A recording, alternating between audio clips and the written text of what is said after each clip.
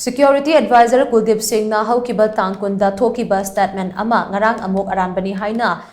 Thoklakliba Asi Karino Haina Imagi Meira gi Convenor Th Sujata na hanglakli wafam asing asi Manipur Press Club ke thangjing hol da pangthokpa paumi singa unaba amada mahangna phongdokhibani mahangna makha tana hai kanagumba kharana social media da aranba tahanaba honarakpadagi matam khara tumina leirurabani adubu lengak asina lauriba Tauriba soiba singasi yang tuna leiba ngamlaktabadagi tangai fadana wafam singasi phongdorapani kuki militant chama pandrom Manipur da changlakle haina viral oirakiba pau ama phongluba media fauba lengak asina aranba tahanki aduga houkhiba tangkunda security advisor masana kuki militant chama pandrom Manipur da changlakle madugi damak section thawrang lokhatpa haure haina mahangna phongdokhi madugi matung ngarang security advisor masana haikiba wafam adu aranbu oiramlei kuki militant chamapan Manipur da changlaklamtre haina phongdorakliba si Karino haina mahangna hangki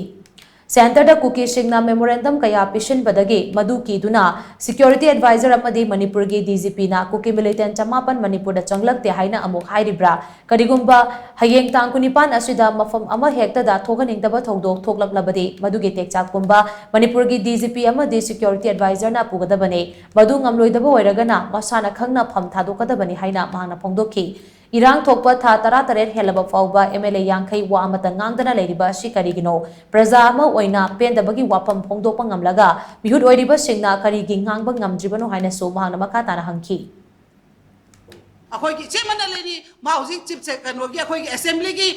अखोई ethics and public community की मा chairman ओइना लौखरे हाइबा post अमा एक ताजै खोइ नंगासी हाइजरिबा MLA तरागी मथक punishment हाबसे मसी processing तबियो अखोई इसाना सु उनबा सु लाखिनी कुलदीप सु उनबा चखिनी डीजीपी सु उनबा चखिनी मोइसु आइना अखोई की इमाई मेरा ना हाइसनी हायेंग 28 तगी करिगुम्बा एनीवेयर मफम मबदा सिचुएशन दा प्रॉब्लम अमा थोलपा मतमदा नसाना खना नसागी रिजाइन तौरगा नयुमदा हनको नंगिसु परिवार लिबने इशोना उरिबा गातले